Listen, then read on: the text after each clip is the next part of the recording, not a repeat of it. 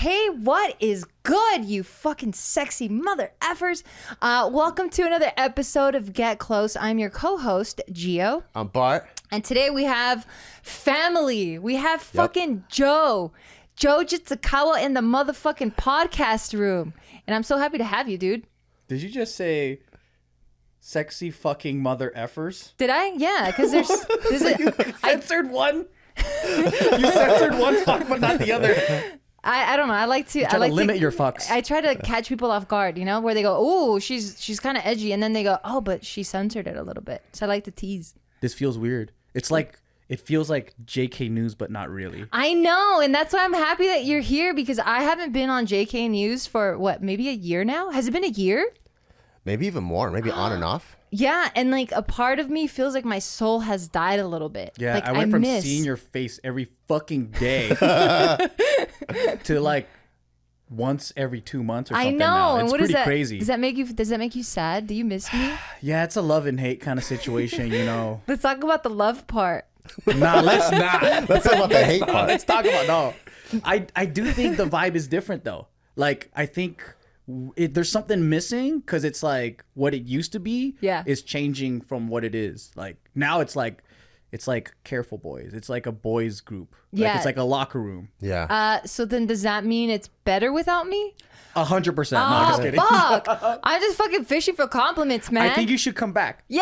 Yeah. I'm People do trying to- miss you though. I'm trying to. Yeah. But just shit's fucking. I mean, I got a kid, you know, so they Yeah. kind of need me all the time. Family logistics is tough. So I remember during the pandemic, we know when everyone was scared. So we kept grandma away. We're like, you go quarantine and do your own thing. But then she was out like hanging out with other people anyways. And then so we were like, hey, it's a selective quarantine, I know. all right? It's just funny the way like immigrants do their own quarantine.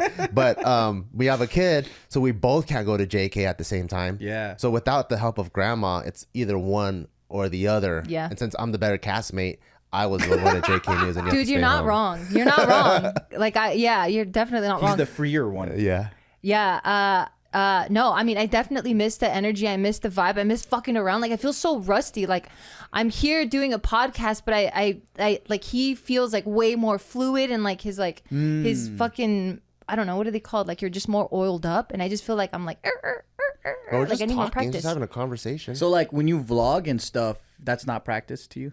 Nah, not like in a podcast sense. Oh, because you're working with people. Yeah, and I'm just like Yeah. talking about this direct thing that I'm like dealing with.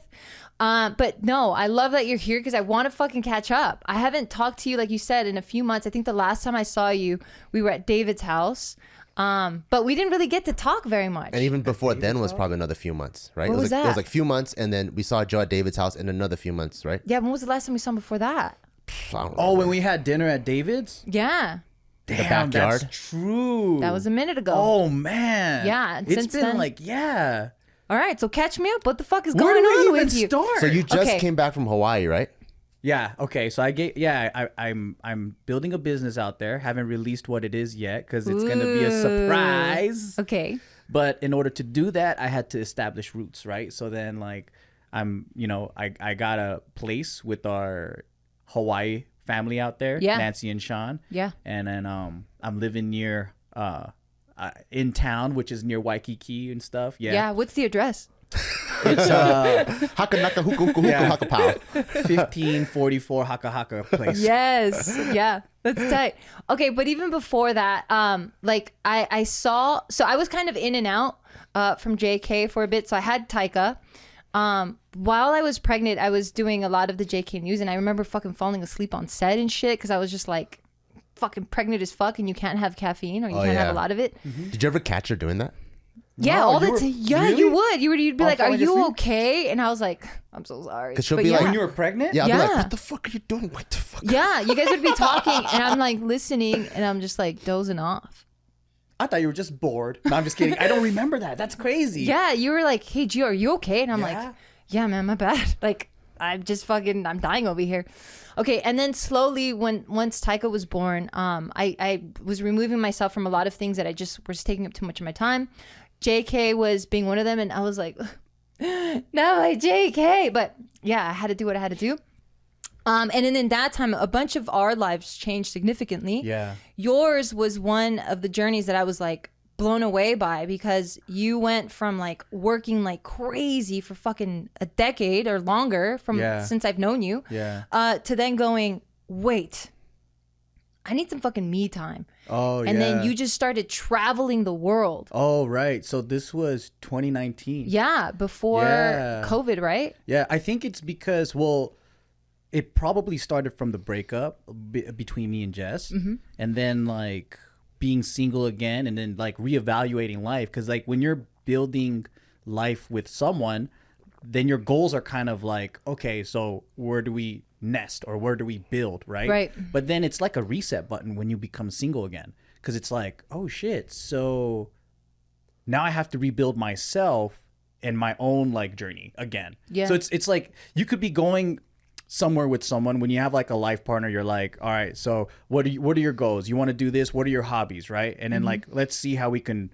kind of fit in that way. Yeah. And then when that's wiped out, then it's like almost like going back before you got into that relationship. Right. And then like doing all the things that you wanted to do that maybe because of time, because of responsibilities, you couldn't. Yeah. And I got to go through this crazy bucket list of stuff. Like what? What was a bucket list? So I want to live through you, man. First thing was traveling. Okay. Because you remember the first thing I did was go to Vietnam. Yes. Because for the longest time, our old buddy Danny Doe, he was the first OG fucking JK director. Yeah, the first one. And he kept saying, you guys got to come to Vietnam. And so I was like, but all you know Vietnamese what? people say that. That's true. So I was like, man, I don't trust you, dude. You're trying to lure me into a trap. I feel like every person says you got to come to my country, except for like Indian people. They'll be like, why do you want to go to India? Don't go to India. You're so right, dude. I've heard that. They're like, don't go to India. Yeah. And everyone else is like, oh, you got to see Japan, or like, you got to see this. And then they like can't wait to brag about their country. Yeah. But anyways, like, yeah. So I was like, you know what? Let's go. Like, I'm just going to go. And from that point on, I was like, all right, where else haven't I gone? I haven't gone to Europe. I haven't gone this place, whatever. And it was just this crazy journey of like feeling like I can do whatever I want. I'm just going to do it. Yeah. Do you feel like you made up for lost time, quote unquote? You know, because you're building your life with someone, and then when you have to start backwards, I feel like there's got to be some sort of like, oh man, like woulda, coulda, shoulda, whatever. But then now you're able to kind of live your own life. Do you feel like you're able to make up for all the lost time and all the stuff that you have to put on the back burner? Yeah, or did it even feel like lost time? Yeah. Because it might have not even felt that way. I don't know if it was lost time or if that's the right words. Yeah. It felt more like doing all the things that I wanted to do as a child that I forgot that I loved. Like more snowboarding, right? Yeah. Or like more traveling to places that like you don't have to worry about because you're not in a big group, or you're not even you're just alone. Yeah. So then going from being in a couple where you're like living with someone and you're sharing everything. Yeah, doing everything to together. being completely alone, it's like a huge transition, because it's like, I think from there, you got to find yourself again. And then from that point, it was like, because we know you guys have been together for so long. 13 years, dude. Yeah. 13 long. But your identities are tied because you guys work together in so many ways, right? So, everything is like blended. 6 years, man. That's how you do math? It just doubles. Like it's a long time. 13, all together. yeah, 13 No, plus I just- 13 is I just- 36 to you? Yeah, no, I just threw in a fucking, I know it's 26, but I just wanted to make it extra crazy. I forgot I was in a room fucking full of Asians that know how to fast math, all right? I Exactly. just was fucking around. Can't be fucking around, dude. That's like me being in a room full of Mexicans. I gotta keep everything locked up. Anyway. But yeah, like, you know, when you're in a relationship, you mold together. And then like you kind of, that's your other person, right? Yeah. So then like you make sacrifices, but you also add new things because of this person. But then when you go back to being completely alone and you don't have to watch out for anybody else but yourself, there's a lot of free time because of that gap is gone. Yeah. So then with that, now it's like, how do you fill up that time? Because then it's like, if you were working together or doing whatever stuff, and now that's gone, it's like, wait, there's things that I wanted to do that maybe I couldn't have done, or there's things that I always wanted to explore, but I didn't have the time to. Yeah. And those were the things that were like really interesting, because I was like, oh shit, so this is what a divorcee feels like. Yeah, well, that's Sounds fun to be a divorcee. hey, slow your roll over I'm gonna there. talk to Joe after. Joe, what are you doing, man? What are you See what's doing? going on? It's great now. Seems like I'm missing out. But that's tight that you chose yourself, quote unquote, you chose yourself, because you could have easily just dove into work again.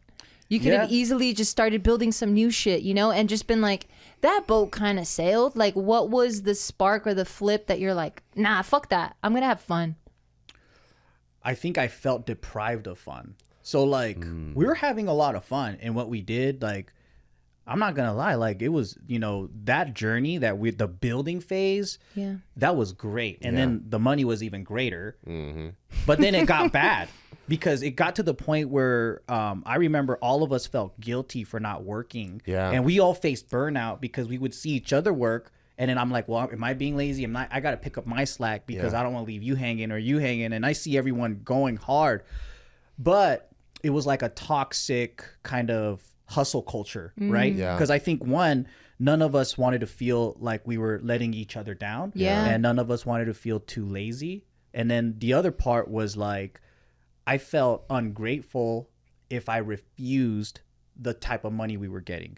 So like we would lose sleep because we're like, we never had these opportunities before. Because we went from basically not even making a dime to doing overnight shows for gas money.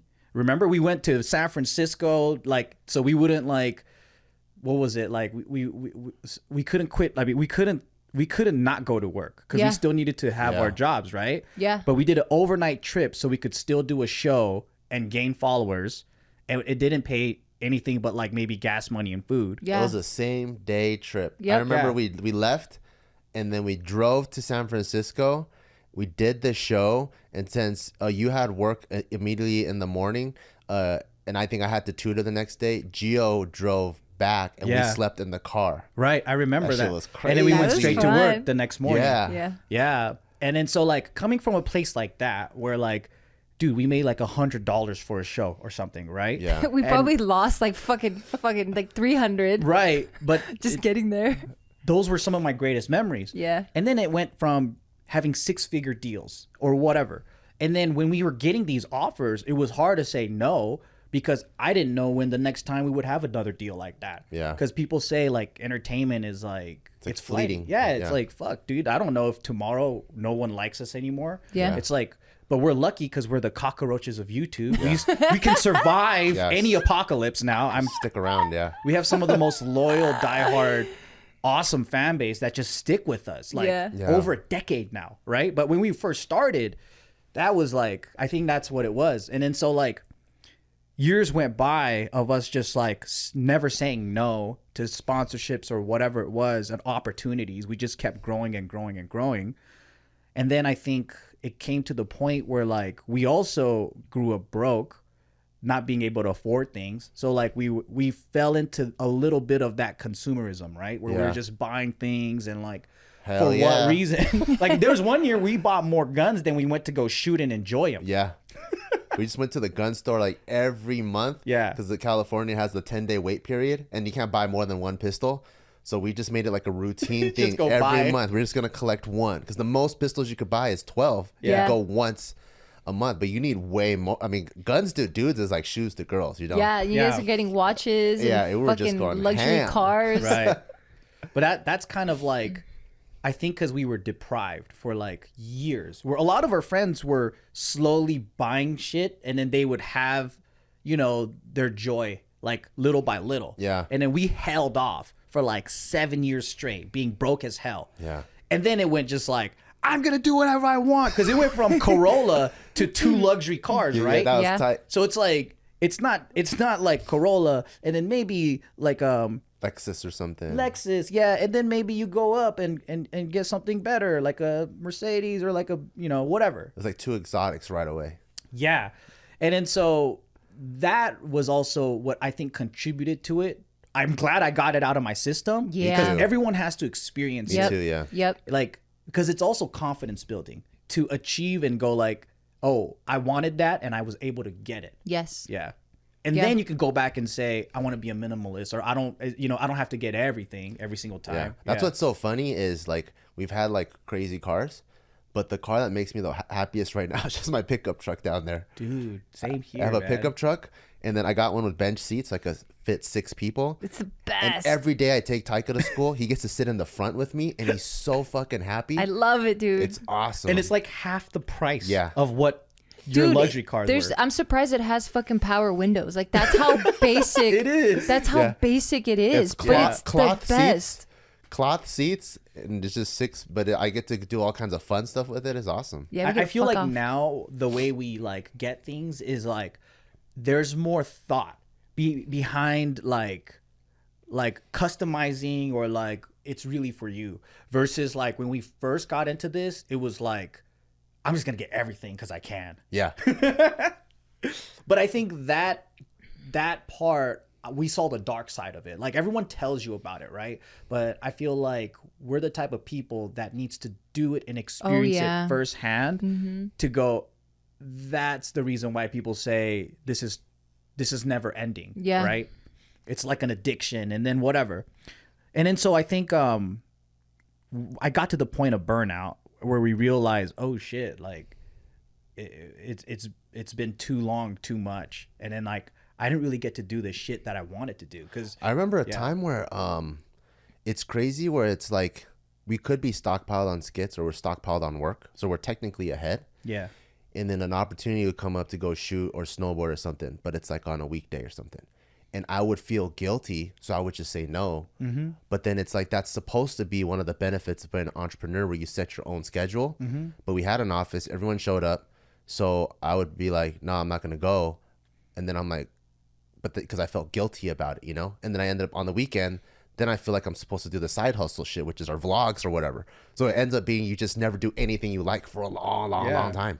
Yeah. And no matter what, like it's the things that we do is fun. And I think that's also a hard way to remove yourself, because it's so fun that when you do it, you forget that it's work too. Yeah. And then like there's no work-life balance, because you know, it's like it's difficult, but then when you get into the groove, it just, you're in it. So you forget that it's like burning you out. Yeah, but it's a different difficult, because like you said, it was fun and it didn't feel like work, but it is work. So we all took it very seriously, but because we all were friends, or are friends, it was like cool. Like at least we're grinding it out together. Like I got to see you, I got to be with you. Like I had my friends around me. So I'm like, dude, I'm building and making money. Yep. Let's fucking go.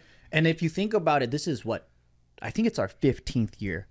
Shut up. Yeah, like we're a whole high school student. Oh fuck. On YouTube. You're right. So if you like, a lot of people don't last this long on YouTube. Yeah. You know, and it makes sense, because like the shit that we had to go through. But if we didn't have each other, do you think we would have lasted this long? Probably You know? not. Yeah, probably not. Yeah, because we made it pleasant. Like we know friends who are solo YouTubers that are just like so done in a couple of years. Yeah.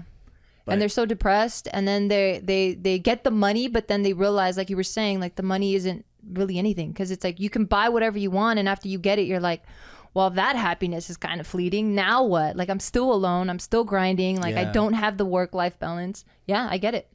I remember there was one year where we were going to vacation so we can sleep.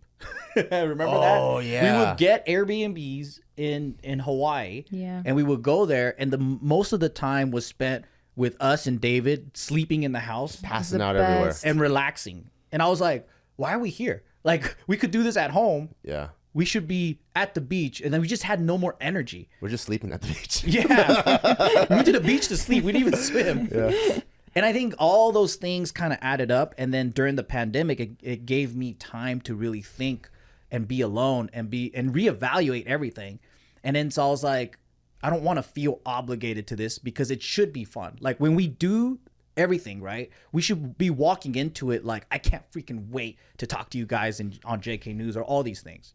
But I started feeling like, oh, I have to do it. And I think that's when it kind of scared me, because I never felt like I had to do it. Oh wow. Yeah. So it's like, I have to vlog, or I have to do this. And that's when it changed my relationship with creativity. Yeah. Because when you're just meeting a quota, your quality starts sucking. And then you're just robotic, and you're not changing, you're not evolving. And then so I was like, maybe it's just better for me to, hey, I make enough. Like, let me just enjoy life again.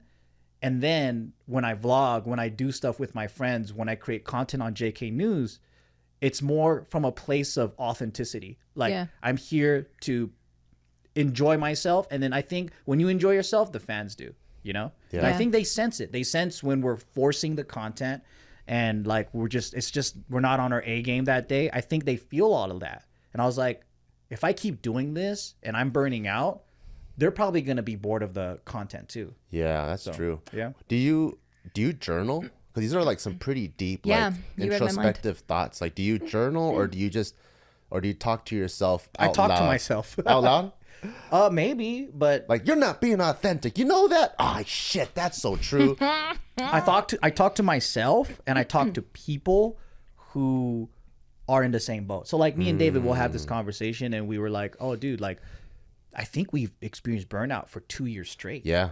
And then I think we're all just such good hard workers, we don't even know. You know? Like we're fucking mules. We could be burnt out. Yeah. And like we just keep going. And we don't even know until we're burnt out until like fucking 2 years later. Yeah. Well, even burnout is a new concept for me. Like our parents never talk, or my parents never talked to me about burnout. Like they were always working. They just stopped fucking. Yeah, like we didn't really take vacations. And if we took a vacation, it was like, whoa, what the fuck? And it was like a road trip somewhere. And they're probably passing out too. Yeah, but I was just like, oh, that's just what adults do. You just fucking work. Like, yeah, they don't retire too. If you think about it, all of our parents just want to keep going. Yeah. And my mom didn't retire till like late 60s. Oh shit. So like, yeah, but she actually enjoyed her job and she likes routine and she likes income because she gets to go on vacations. So like, but yeah, you're right. I don't think burnout was in anyone's I never mindset. thought about that. Like it's such a new concept for me where I'm like, fuck, why do I feel so heavy inside? And it's like, oh shit, maybe you're experiencing burnout. And I'm like, what? Do you think that's a good concept? I ain't then? A bitch. Huh? You think that's a crutch then? You think that's like something bad to know? Where it's like if you didn't know, then it's almost like ignorance is bliss and you just keep going? Yes and no. I would say no because it's not good because it seeps out in everything, right? Like it seeps out in like our relationships. It's gonna seep out in whatever it is that you're trying to do. You're gonna hate whatever it is that you were passionate about before. So I think that's really unhealthy. But I think dwelling on it and then looking for like, is it burnout all the time? Like, oh, maybe I'm burnt out, and then using that as a crutch, I think it's bad. You try something for 2 days, am I burnt out? You know, like I think that's true. I think really being honest with yourself and being like, am I feeling burnt out, or am I just struggling and being challenged by this one thing? I think that's where it's healthy in my personal perspective. Yeah, I think like from everything that I did, like from trying to work out or just any new thing that I attempt, I obsessed so much that everything became 100% every day. But then like, you know, that's impossible. You can't 100% YouTube every day. You can't 100%. There's going to be a point where life happens, right? Or other things need attention, or like you need to rest. And I think that philosophy is true for everything you do. But my personality was of the type where I just addictively, obsessively immerse myself into something so hard that like now I'm scaling back. Like a little bit every day is actually way better. Like that one Russian fitness dude on Joe Rogan was talking about how the Russian method of working out is like a little every day, and at the end of the year you do way more than the guy that went ham. Yeah, only multiple times a week because he has to rest. Yeah. So I was like, oh, that makes a lot of sense. Baby steps, right? But I get too excited and I don't know how to baby step. But now, since I'm balancing like that, I feel like life is much more relaxed, accomplished, but then like not so intense. Yeah. So then it was a series of like life experiences and events that you're like, oh shit, I need to scale back a bit. I need to take care of myself. And it is a lot of deep introspective thought and shit. Were there like books that you were reading that you're just like, aha. Yeah, I think I'm really into any way, like getting information that can push me further into figuring things out. So like if I'm emotionally in pain or physically in pain, or if I want to achieve a goal or whatever, like I feel like we're living in a generation where all of that info we have access to, and it's really good because like you have actual geniuses that invented the thing to teach you. You have successful business people who's done it themselves. Like back in the day, right? Like we were a part of the generation where like you had to go to the library for info, or you had to go to school, you had to be an apprentice. And you don't gotta even read know. like Sun Tzu or some shit. And you're like, gotta decipher this motherfucker. Yeah. Bro, remember fucking what is the fucking maps? That big thick the maps instead of us having the phone or computer? Yeah. Like Thomas Guide? Yeah. Remember that shit? Yep. Fuck, we're old. So yeah, I think just like us being on YouTube, right? And then like I feel that back then it was like your village is the only access you had, right? So education was a big deal, like to go to college because you had the best and brightest in one physical location. But now with our phone, we can basically access genius. True. And then so It's true. there's a genius for everything, like emotional intelligence or physical or whatever, right? So if I feel like, man, I want to figure this out because my parents are too dumb to teach me this, Which is true. right? Bro, I feel like it's so true what they say, like the apple doesn't fall far from the tree, right? Like you're going to be like your parents if that's the only influence you have. And then so since I'm not satisfied with the guidance and whatever of people maybe within my small group, I have to seek further. And then I think that becomes addicting, because then like when you can build a skill or new idea or something that you've been searching for, and then you get taught that, you just feel like I upgraded myself in a video game. Oh, yeah. Yeah. So true. This podcast is sponsored by BetterHelp. Has there been something that's been on your mind or that has been bothering you as of late? I know a lot of people, at least in my friend circle, even me, to be honest, these past couple of years have been pretty gnarly, to say the least. They've been the most challenging years that I've ever had. And although I have friends and family that I ultimately trust and adore and admire, I always feel like I can't completely open up to them and share all of my struggles or my woes or just any challenges that I'm facing, because I feel like for the most part, all of these challenges are very unique to me. So when I found out about BetterHelp, I was really excited because you get matched up with a licensed therapist as quickly as 48 hours. And what I love about it even more is that you get to do it from the comfort of your own home at your own time. You send an email, you talk about whatever it is that it's on your mind. It doesn't have to be, you don't have to feel like you're going crazy, but it also helps if you feel like you're going crazy to send that message and be like, hey, you know what? I'm kind of struggling with these things. I'm having these thoughts. I'm having these things happen in my life, and what do you think about it? And when you talk to a licensed therapist, it's really comforting because they're not there to solve the problems for you. They're there to help you work through the problems together. They're going to guide you. They're going to help you by asking all the right questions that maybe your close friends and family who are very smart might not be qualified to do or help you in that area. So I'm so excited to be sharing BetterHelp with you guys because like I said, you're going to be matched with a licensed therapist in under 48 hours. You get to do it from the comfort of your own home. And if you want it to feel more, like a personal feeling, then you can have like video conference. You can talk on the phone. You don't have to feel alone, and you don't have to go through life feeling as if no one understands what you're going through. So for everyone listening right now, we're gonna hook you guys up with 10% off your first month. All you have to do is go to betterhelp.com/getclose. You're gonna get 10% off your first month. Try it out. Trust me, you're gonna love it.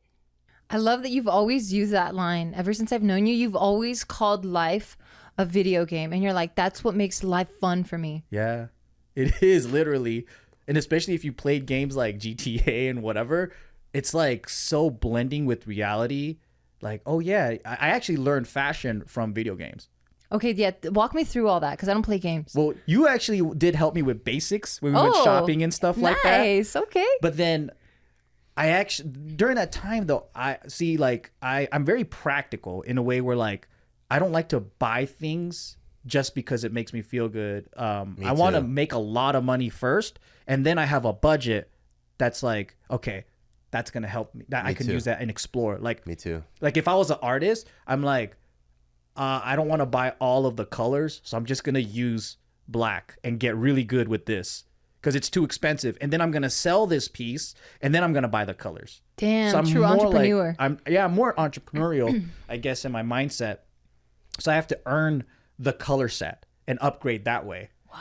Yeah. So then when it came to clothes and stuff like that, like, yeah, I could go thrift and all this, but it was like, man, I don't know where to start. So in the video games, you can buy clothes. Like you could dress your character up. And then I would just accessorize and do all that stuff. And I'm like, damn, this is fun. How cute. How much time did you spend on fucking dressing your character up? Hours. Oh my God. Yeah, hours.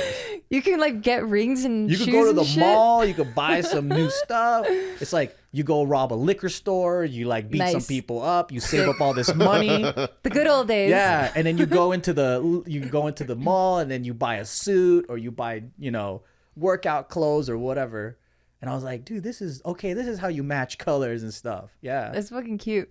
So that's where you got a lot of like your what is it? Like the parallels of like real life being like a fucking video game. But I still don't understand. Wow. Like I understand the fashion part of it, right? But like how do you view it as a video game, right? Because in a video game there's no real consequences. Oh yeah, I guess there's death But in real life there's a bunch of consequences. Like you can lose people, you can lose fortune, you can lose businesses, you can it's fucking real life, dude. There's real life consequences. That's true. I do think Did I just break it for you? I have a big risk tolerance in terms of like what I feel is a consequence. So like, what are consequences for you? death. That's it? I guess. Well, I live on very little, right? So like I always say that if your standards of happiness is like this low and the world's is here, then you're always very satisfied. So and I think satisfied is different from like content yeah. or like Right. like unmotivated or whatever, right? Yeah. Or complacent? Yeah, like Yeah. I always like to grow and build, and I think that's the journey is the fun part, because what makes life good like what makes life like fulfilling is the purpose. Because before I get into that, like one thing I learned about in the journey that I did where I was just playing for the whole year is that I realized that you can only do so much of fun, and then it gets boring. Because like during the pandemic, right? When you say playing, do you mean in the video game or in real life? Oh, real life. Yeah. Like, so like I decided that I'm going to put adventure, fun, and all this stuff, do whatever I want first and foremost, right? Like I was retired. The pandemic, I felt like I was retired because I was like barely working. And then I snowboarded like all over America. That's so yeah. sick. I was like in Utah. I was like in the East Coast. If a friend calls me up and is like, let's just go surfing, let's do it. Let's go skating, let's do it. Let's go mountain biking, whatever. I put fun first. And then several months later, there's something missing. There's like, wait, I got to do something. Like I want to build. And I thought I was burnt out to the point where I'm done with business. I don't want to do anything. But I realized that I just needed a break. Because when I started, working on the mushroom farm and doing all these other projects, I was like, I actually love business and I love building, and I'm not tired of this whole thing. And then so purpose, I think, is a good motivator, because you need a goal and you need to like work towards something, and it can't just be working toward a hobby and a skill. I think you have to be, or at least for me, I have to be rewarded where I'm like giving something to society and people are paying for it and then they like it or whatever. Yeah, yeah. What's that Japanese thing? Ikigai or something? Ikigai? Oh, it's ikigai. So it's like a balance of like all of your career, right? Your hobby, whatever. Yeah, right? and that's kind of similar to what you're saying, right? Yeah, I think I'm kind of like figuring out all the balance that I need to feel fulfilled and to feel like whole. Yeah. Have you feel like you've reached that right now?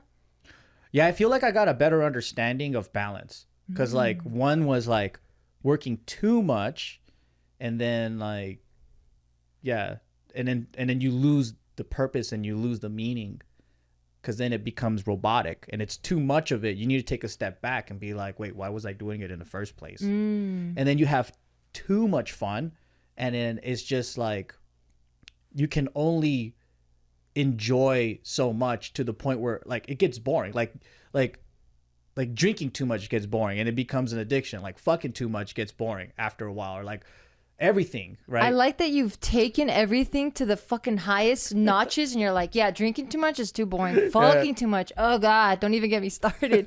I'm like, really, Joe? Yeah, what is that like? That's dope though. I think it's always good to find like your like, what are they called? Like the side rails. Yeah. And then so that way you could like, you slam hard into the left, slam hard into the right. That's what I like. And then you figure out like where the middle is. And Yeah. that's usually where like the happiness is. Or not even just that line, but then balance, going left and right, I think is you constantly experience a little bit of both, you know? What is it, the Richter scale? Where it just kind of goes like this, like it moves. Yeah. It's never going to be like a straight line. Yeah. At least that's how I view. I don't view like happiness as a line. I feel like happiness is actually achieved through a little bit of controlled sadness and a little bit of like controlled mania. Yeah. And then that is what is actually like progressive happiness. Yeah, I think that's what I started to realize is like just a little bit of everything is challenging and fun, but when it goes to the point of too much, then that's when the burnout happens. Where like, let's say like I'm trying to learn how to swim, right? Then maybe So 10 hours of one day. yeah, like it's too much, or like you get thrown into the deep end and you're around sharks, it's too much, right? Yeah. It's like the stress meter. So like a little bit of whatever is entertaining and it's good, and then you can practice. But then when it's too much too fast, then it's like it's too crazy. Yeah. Yeah. But I think that balance is what I learned. It was like, oh shit, yeah, duh. Everyone says this, but like I said, I'm the dumb, stubborn type where I have to do it. And You're in I a have to know room what it full of is. those people, dude. I know, right? That's us too. Like we just have to say fuck it, and we fucking go to the extreme, and we're like, oh right, yeah, we should have listened to people, but we don't, because we just have to experience it ourselves. Yeah, and sometimes you experience things yourself, and then the lesson that you learn is worded in the right way. You know, because sometimes you hear it or you read it, and you kind of understand the concept, but you don't feel it until you do it, and then you reword the word, like the saying, and you're like, oh shit, okay, I know what they're talking about now. Right. And it depends on the person that's delivering the message too, because then you might be like, oh no, you're kind of a bitch, or I don't know, you're kind of crazy. So it really does depend on that. Yeah. What were you saying? I forgot the other question that you had. I was saying that you've always compared life to a video game. Oh yeah. So that's really what has helped you, at least, like, I don't know, do what we perceive what as are my crazy. risks, right? Oh, You never viewed it like that? As a game? Yeah. I don't think I played enough games to like draw that parallel. I never played that many games. I sucked ass at all of them. Yeah. But since day one, I realized life is a video game. Explain it to me then. So Maybe I don't know. even like a basic Super Mario, right? You're going do do do do do do. This guy goes boom, hits a mushroom. He eats mushroom. It's twice as strong, right? Or in level 2, you get that flower, and all of a sudden you can shoot fireballs. So what does that tell you? So like you're like, okay, cool. You see like the kid across the street that all of a sudden knows how to ollie really good. You're like, he's just a better human being than I am, you know? Or you go see the other kid, and that kid's like playing basketball better. And I'm like, wait, we both have these meat vessels, but his machine, like I just start to see like, oh man, I think I got a Kia, and that guy got like a fucking Ford Raptor body. Yeah. And you know, and then just as people start progressing and acquiring skills and whatever, I'm like, oh wait, this guy's a fucking Hummer. This is way different than mine. Mine, I need an oil change, like, you know, and then slowly just through life, as people, both physically, mentally, intellectually, as they add more and more skills, I just see their character being like this most bulletproof character to the point where I think like where they exaggerate in fantasy, you become Neo, right? Like Neo is so above everyone. Now he can just fly everywhere. Yeah. But you see like the input of skills, and you see how Neo that knows Kung Fu versus the Neo that doesn't know Kung Fu is already a huge difference. Yeah, no, I never saw it like that. What do you see it as? You didn't see like, oh wait, that person knows guitar. This person doesn't know guitar. This person is already one level above this guy. Yeah, I would see that, but I was like, well, I know how they got that, right? Because you practice. But they have it. Like it's Yeah. I think the way you're seeing it is you logically know how they have it, Yeah. but they have it. Yeah. It's like me being in a room with a black belt. I'm like, oh, okay, yeah, he trained his ass off for 10, 15 years. Yeah. But the other way I view it is he's letting me live right now. Yeah. That's the real truth is when I'm in the room with this guy, he's letting me live. At any time he doesn't want me to live, it's up to him. It's not up to me. I don't have the keys to this car. Yeah, it's a video game in a sense where everything is an acquired skill. So like, I think that there's different schools of thought, right? Like, so of approaching life. Like some people, I think that they just exist and they think that everything is like lucky or you're born that way. It's happening to them. It's happening to them. So I feel like they react to life. And I think the ones that believe that it's more like a video game, they know that they're the character that can acquire skills. So for me, everything is a learned skill. Like being a better husband or boyfriend, or like being a better practitioner of martial arts, or being a better business person. Sure, there might be some natural, I don't know, traits that you might have that works in it. Like if you're tall, you might be way better at basketball because it's like, yeah, or, you know, whatever it is, right? So you might have these things that are like helpful if you like to try something. But I don't doubt that anybody could just put time and focus towards something and then like become something. And I think that a lot of people who don't understand or believe that, they're still stuck trying to battle like their own fears, right? Because you have to get over like let's say you want to be a painter, but you have to get over having low confidence and is anyone going to even like your art and all these things. And then so I realized that my mind doesn't go there first, but by talking to students and talking to people, I realized that the most of people, they have to deal with all of these issues of worry and like how someone's talking shit or whatever. And that just like analysis paralysis, right, where they can't even become better. And I was like, oh shit. So treating everything like a video game, it's like when you play a game, the character never asks, am I gonna get better? Like Mario doesn't like become depressed. You know what I mean? Like imagine he's just out there to collect his coins, to level up, and just to do the thing. And then so yeah, I guess that's how I view life, is just, oh, I like snowboarding. Now let me watch the videos. Or like, you know, I can't focus. Let me watch a video on how to focus and then acquire the skills. Yeah. You said with your conversations and encounters with people, when you're talking about like, I guess, pursuing a passion or like trying to acquire a new skill set, you've realized that they kind of stop, they get in their own way. Yeah. And you said that you don't do that. Where does your head go first? I want it really bad. And that's it. Yeah. Like it always was that way. And it was funny too, because just last night I was talking to my cousin and he was saying how like we were talking about how guys today might not be as assertive as like before. They're just pussies. Yeah, guys are fucking soft now because there's fucking toxic masculinity and all this so bullshit. They're prevented. They're like, don't do that, right? Yeah. Because assertiveness it's like you have to practice to understand what that is.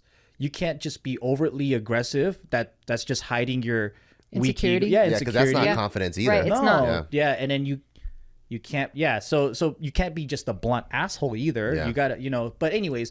So like we were talking about that, he goes, hey, you since you're a baby, you've always been that way. And I'm like, really? Like I didn't have to learn it. And then I'm like, maybe I'm impulsive. And then my girlfriend was like, no, I think, what was the word she used? It wasn't impulsive. She says, you just know what you want. And then you ask for it. Like decisive or? I think so. It was like something along those words. Totally slipped my mind. Or some British word. Proper. Yeah. Proper. Your teas and crumpets. That's what you are. So you've always been that way? They said that's tight. Yeah. So I feel really lucky because I've always said that like a lot of the things that people feel insecure about, it doesn't happen to me until after the fact. What do you mean? So like, for example, right? Like with YouTube and things like dressing this. up like a woman. I don't care. Yeah, y'all have worn some fucking shit, man. I should have been embarrassed, but fuck it. You guys wore so much of my fucking clothing, my bikinis, my high heels, my fucking bras, everything. I think that was me finding balance too. Playing with my bras? Well, I think like growing up late 90s, early 2000s, right? We live in like super gang macho time. So I remember like just fronting, like chin up, chest out all the time. People get into fights all the time. You get hit up. And it was just such a like macho that's the true toxic that true like that toxic masculine environment that I think we talked about before, where like secretly like I would watch people be the Scarecrow and Wizard of Oz, and I'm like, oh, I want to do that. You wanted to sing and you wanted to be in plays. My friends to fucking make fun of me or kick my ass or whatever, so I didn't want to do any of that stuff. And then I think you're just overly macho, which isn't you, because no one is 24/7 macho. And I think once we started doing JK, it was so easy for me to just boom hit the other side, because I was just like, fuck it, this is the entire other side that I was missing. I've already done all that stuff, and that didn't make me happy. I had to like feel like I was fronting all the whole time, and then so we went the other way around, and it was actually really liberating. Being an Asian mom. Yeah, being an Asian mom, having your ball sacks show from the bottom of your shorts. Yeah, it was actually very liberating. Just having fun, really, like not being so tense and like covering up who you are. Yeah, it takes so much work, right?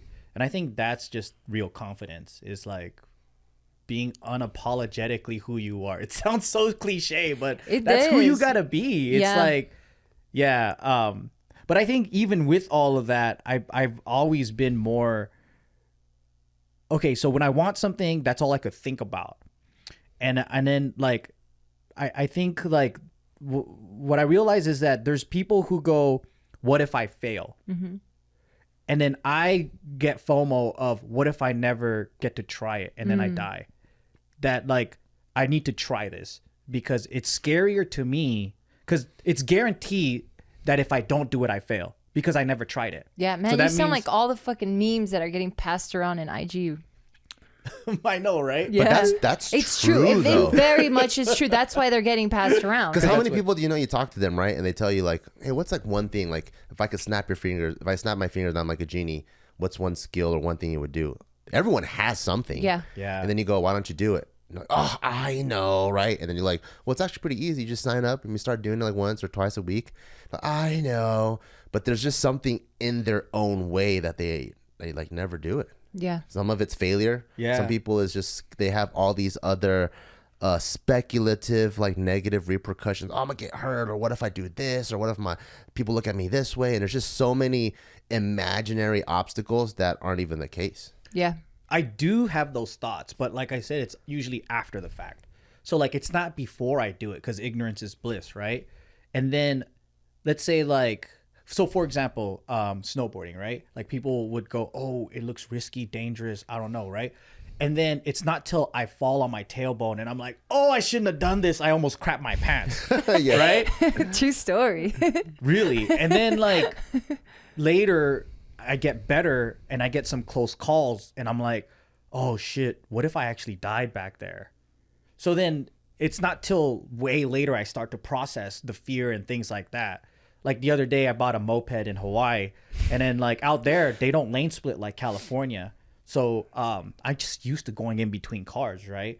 And then this guy honked the fuck out of my back, and I was like, oh shit. And I'm like, that was dangerous, sir. I was thinking in my head like, sir, what if I freaked out and then just, did something stupid? Yeah. You're so kind to yourself. The fucking respect. Sir, let's watch out for ourselves. That was dangerous, sire. Don't scare me again, sire. I do apologize. So I think the holy shit moment comes either during or like after. Like I feel like even with our YouTube career, right? Like there was no doubt in my mind. I was like, hurry up, Bart, quit that fucking doctor shit. We're gonna do this shit, right? Yeah. But it wasn't until after the fact where we're like, how much is this going to make? I know. Afterwards, when you zoom out, you're like, damn, we were like this close to being homeless at any given time. Yeah. And then it's but just, not really. But not really. Yeah. But I feel like I lived in fear as we were making the money. And I'm like, how long is this going to last? How long is this going to last? Oh, wow. Right? Yeah, but like, it's really not till I get there. Then I start freaking out. So like, yeah. Even I think even in investing or crypto or like all these things, right? I've had a swing where like I went from like $1 million to like seeing that same account go to $10,000. Oh. And then most people were like, I would commit suicide, and I'm like, yeah. Did you start off with $1 million and then it went that way? Because that way I would. No. I probably lost like $250,000. But then that thing went back up. But still seeing those zeros go down is fucking to lose crazy. a $250,000, yeah, that's fucking a house, dude. From $250,000 to like 800,000 down to like 10,000. Oh my god. Right. And then, yeah, it did mess with my mind because not only that, like the way I couldn't afford to pay my taxes, I put all this thing in. I was in debt for like $150,000. Oh my god, dude. Yeah, but I freaked out like for a day, and I talked to people, and then people that were in worse situations that got bankrupt for millions and all that. And then like I didn't feel so bad after all. Yeah. You know, like when it's kind of like your Asian parent telling you like, I used to walk 10 miles to school. This ain't shit. And then you go, you know what? That's true. So how did you deal with it? Because you just deal with it. And then I started thinking about like, okay, what are the good things that happened? And then I try to hold on to that. And then it's really about shifting your baseline. So like I'm like, I never had this million when I was 12 years old. I was way happier then. I didn't give a fuck. So what do I need? Like all these things are imaginary. Yeah. I just need to feel safe. I just need a comfortable place to sleep. I just need. And your comfortable is questionable, man, because you can fucking sleep on a fucking tree if you want. That's good because that means it's easier to achieve his happiness. It is. Yeah, and then I think I had to realize that, okay, so everything is a game. Like money, the concept of money is a game. Like, it's just numbers. Yeah. Like it is real. Like we can buy things with it, and we can buy like our health and safety and all this stuff. But at the same time, we can always make more. So then you got to see it as tokens. Exactly. Yeah. And it just comes and goes. Yeah. So then I stopped trying to emotionally attach myself to these things because it's all perspective. If you think of it as I lost, then you feel like pain because you're like, oh, I lost that money. But it was never yours. Yeah. It was like, and it was never yours to begin with. You borrowed. Like money is just, I don't know, like we don't die with it, right? Mm-hmm. So then all of these things I have to question and think about because ultimately I'm trying to relieve pain. So like, yeah, that's why I think so much. That's pretty deep though. That's fucking deep. Yeah. I do like surrounding myself with like more extreme people because they're my measuring tape. Yeah. You know, like when like let's say you go out in the cold, right? You're like, oh fuck, it's fucking cold. And then someone's like, no, this isn't cold. Then I try to like, okay, yeah, you're right. It's not cold. It's not cold. It's not cold. And I try to like, the more people I meet, the longer my measuring tape gets. And then my emotions, like, let's say if it's like plus 1 inch and minus 1 inch, my emotions would go crazy. Yeah. But when you meet people where their measuring tape is like a yard on each side, then I'm like, why am I giving my level 10 anger to something that's only an inch? Versus let me give my level 10 anger to something that's a yard. Yeah. Where if like my like let's say if my best friend fucked my mom, maybe then I should get that mad, right? I don't want to fuck your mom. But I know, but like why is it like why am I getting this mad when someone cut me off on the freeway? Yeah. You know, and I like so when I meet more extreme people, like my measuring stick gets longer and I adjust my emotions like, oh, that looks more reasonable. Yeah, I think that's probably why I try to like search so much for answers because I don't like that feeling of like roller coaster over little shit. Yeah, over anything. Yeah, like just not being able to control how I feel, obsessing over things or like dwelling upon painful things, and that like it's like a nightmare in my own mind. And I'm like, how do I not do this again? Because there's people that figured it out, like monks and whatever. So I'm like, how do I exist in life, not avoiding pain, but accepting, and then like my threshold gets better each time. Yeah. Because that's a skill in itself. Like you mentioned about being cold. I remember like when we had these discussions, do you like summer or winter? I was always on the summer team because I was like, fuck that. I hate the cold, right? And then I was like, well, if I'm going to go to Europe in the winter, I don't want to be miserable the whole time I'm there. So I started looking for how do people train for cold. And I saw Wim Hof which is a dude who fucking climbed Mount Everest or whatever in shorts. Yeah. Oh my fucking God. Just never wearing a shirt. Yeah, he's like swimming in ice. I mean, but the elements, bro. Like, you're fucking right? like, humans are weak as fuck. Right? And he's doing it in a show. How did he not get frostbite? The modern human, right? Like, before, how did we do it? We were hunting woolly mammoths. Yeah, Barefoot. Yeah, we don't have North Face It's back not then. barefoot. Come on, not in the snow. We fucking hunted and we used the fucking skin of animals, we bro. didn't have Gore-Tex. No, we had bear We had tex. sandals. We had fucking beaver shoes. That's what we Yeah, had. that shit's fucking. That's hot. How much does real fur cost? It's expensive, dude, because it's good. Yeah, it's not as warm as Patagonia. Yeah, that's But true. It their doesn't look as bodies steezy. were slowly developed from childhood to deal with it. Like, Yeah. there are even stories of like, British explorers going to Polynesia, and then they wrote how the Polynesian people had like extra layers of skin, like it looked really thick because they're naked, so they're exposed to the elements, and then you just build thicker skin, literally. Are your feet still hella rough? They're smooth, but I think they've built like callus, I guess. Have you seen his fucking feet? Is it worse? This guy could tear carpet right now if he wanted to. I could use my heel, like if it itched here, it's rough enough where I could use my heel and scratch it, and it feels like I have nails. It's gnarly, man. But I'm proud of it, and then if I actually feel bad if I lose it, like if I'm walking around and I'm like, oh, it's all tender.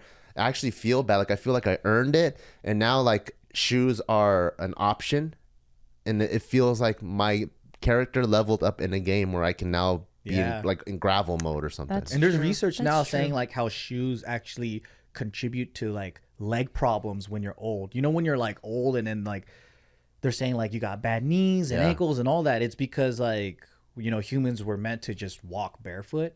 So I don't know. Yeah. All right. Well, damn, we're kind of coming to like closing thoughts here. Are there any questions you want to ask? Oh, great. Because I got to pee, but let's go. No. Nothing really? No. Anything that you want to, I mean, I'm so fascinated by the way you think, and I love that the way you think. And I don't know if I've ever told you this, but like your brain is so inspiring because you could just give a fuck less.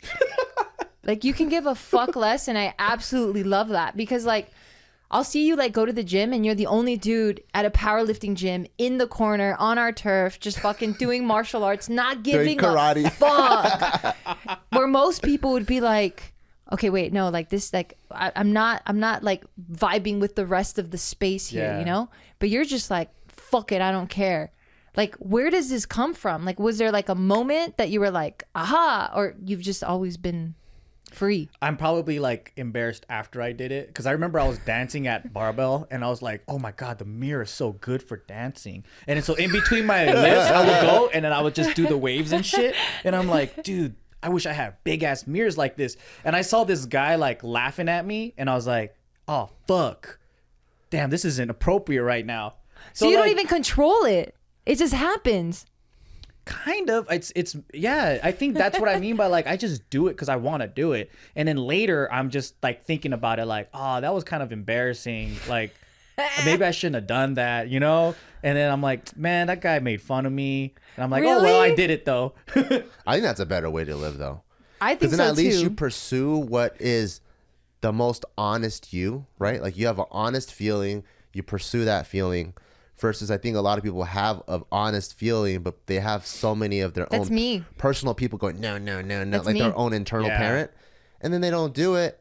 And then it has to get let out, Yeah. And I still have the no in me. It's just probably not the it, same. I don't believe it. Yeah, I don't think it's the same as most people, but I do have it where I'm like, ooh, that doesn't look safe. I shouldn't do that or whatever. I think it's just the level's different from people. Yeah. My no is mainly her, I think.